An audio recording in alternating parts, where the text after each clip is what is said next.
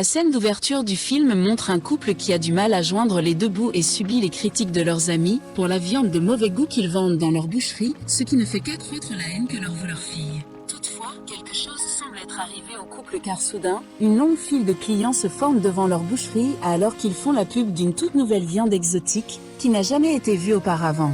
En raison du goût de la viande, les gens sont prêts à dépenser des sommes scandaleuses pour l'obtenir. Les semaines passent, mais la foule ne semble pas se ralentir, au contraire, elle devient plus importante. Des ministres et des policiers ont également rejoint le mouvement. Ils se sont vantés jour et nuit d'avoir la nouvelle viande spéciale. Enfin, un jour, car le mythe entourant cette viande s'est rapidement répandu au sein de la communauté. L'émergence de cette viande iranienne a mis en faillite même les plus grandes entreprises de viande du pays. Le couple, qui n'était auparavant pas en mesure de payer leurs factures ou de répondre à leurs besoins vitaux, gagne désormais chaque jour un montant à 7 chiffres. Ils tuent leurs haters avec leur succès, mais plus tard, nous découvrons comment cette boucherie est devenue si célèbre. Avant d'aller plus loin, abonnez-vous pour recevoir d'autres films épiques en miniature. Vincent, Pascal et Sophie sont un couple qui tient avec enthousiasme leur boucherie dans la banlieue de Paris. Les clients viennent rarement dans leur magasin, et ceux qui le font sont dégoûtés par les massages bizarres que Vincent fait subir à la viande.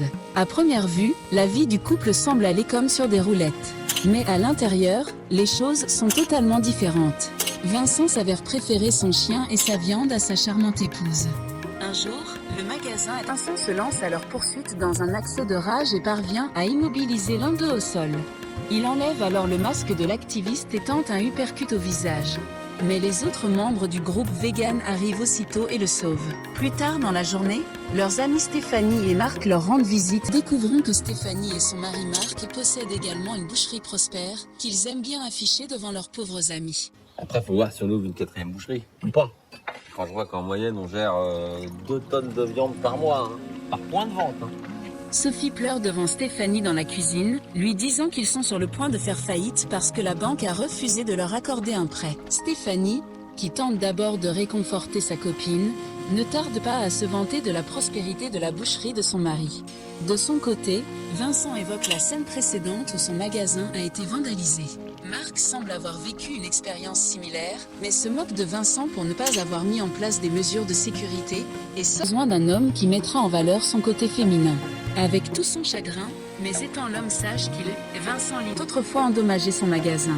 Pour donner une leçon à ce crétin, Vincent fait marche arrière pour tenter de le renverser. Hélas, il perd le contrôle de son véhicule et tue l'activiste. Dans un état de panique, il commence à appeler la police et veut admettre qu'il s'agissait d'un accident et justifier son acte avec. Si ça bouffait de la viande, ce serait peut-être un peu plus résistant. Mais Sophie l'en empêche par crainte d'une lourde peine de prison. Elle conseille d'imiter un tueur en série nommé Michel François qui disséquait ses victimes et déposait les morceaux dans des sacs poubelles dans toute la ville.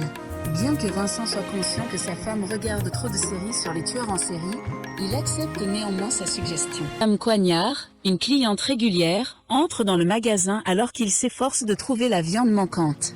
Elle dit qu'elle est revenue pour en acheter plus parce qu'elle a vraiment aimé le morceau de viande que Sophie lui a vendu. Il s'avère que Sophie a accidentellement confondu la viande humaine avec du porc et l'a vendue à Madame Coignard. Vincent est surpris lorsqu'elle refuse d'acheter une autre viande. Alors que les deux discutent, Sophie devient curieuse et insiste pour monter en flèche, et plus tard dans la soirée, il ramène le dernier morceau de viande chez lui. Il l'essaie avec hésitation, à sa grande surprise, il se rend compte qu'il aime vraiment ça. Très vite, Sophie s'approche de lui et lui explique que la raison pour laquelle la viande végane est si savoureuse est que leur sang est exceptionnellement pur. Elle poursuit en disant, puisque c'est la dernière viande qu'ils mangent, ils doivent débusquer tous les fanatiques végétaliens et les tuer pour avoir plus de viande végane à vendre. Vincent, toutefois, lui coupe la parole à sa femme de laisser partir l'homme. Mais Sophie a un autre plan. Elle déshabille volontairement l'homme pour ensuite coucher avec lui. Cela finit par énerver Vincent, qui bat l'homme sans défense à mort. À leur insu, leur fille rentre soudainement à la maison, mais le couple parvient à cacher le corps, expulse leur fille et dissèque la victime le soir même. Le lendemain, Sophie reçoit un appel de son amie Stéphanie l'informant du vandalisme survenu la veille. Le couple de la boucherie, ils sont témoins de la dispute entre Marc et un policier présent sur les lieux. Il s'agit en fait du même policier qui enquête sur le vandalisme de la boucherie de Vincent. Le policier demande ensuite à avoir une conversation privée avec Vincent. Au début, Vincent panique, mais il apparaît rapidement que le policier est le même qui raffole du fameux porc iranien et veut en acheter davantage. Le produit attire une longue file d'acheteurs. Sophie et Vincent se prennent pour des guépards et continuent à assassiner des gens. De plus, ils ont réussi à sauver leur mariage moribond. Un jour, alors que le couple se trouve à un festival végétalien, Vincent aperçoit un enfant joufflu. Le cannibale ne peut s'empêcher de planifier comment tuer le gamin pour sa viande. Vincent réalise rapidement qu'il est devenu un psychopathe. Mais c'est alors que Chloé et son petit ami végétalien Lucas, choqués de les voir à un événement végétalien, après le conflit précédent, ils s'exécutent et rentrent chez eux. Plus tard dans la nuit, quelqu'un frappe à la porte pendant que Vincent mutile la femme noire. Hélas, c'est le gendarme qui est à la porte. Les deux hommes commencent à discuter tout en ouvrant soigneusement la porte. Le gendarme dit que les bouchers ont été désignés comme les principaux suspects dans la disparition de 10 végétaliens. Le chien rusé arrive à l'improviste et se tient derrière le policier, bien qu'il parte peu après. Il fait part de ses inquiétudes à Sophie, qui lui dit qu'ils ne seront pas repérés parce qu'ils se sont débarrassés de toutes les victimes et qu'il n'y a aucune preuve contre eux. Finalement, Vincent a soit vendu toute la chair de leur dernière victime, soit dispersée dans la ville dans des sacs poubelles. Le couple découvre Lucas à la porte, il s'excuse auprès d'eux pour leur avoir manqué de respect lors du festival. Lucas poursuit en disant qu'il est très stressé depuis que ses amis véganes ont commencé à disparaître. Tout en le consolant, la fourbe Sophie incite son mari à faire de Lucas leur prochaine victime. Le film se termine ensuite par la mise en détention du couple après plus de 30 meurtres.